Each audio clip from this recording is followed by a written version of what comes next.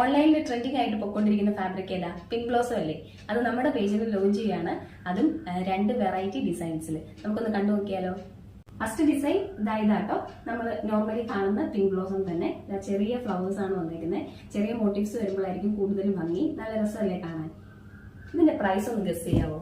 Price വരുന്നത് 99 രൂപയാണ്. Per metre 99 രൂപ റേഞ്ചിൽ നമ്മളിത് ലോഞ്ച് ചെയ്യാം കേട്ടോ. ഇനി ഇതിൽ വേറൊരു ഡിസൈൻ കൂടെ നമ്മൾ കൊണ്ടുവന്നിട്ടുണ്ട്.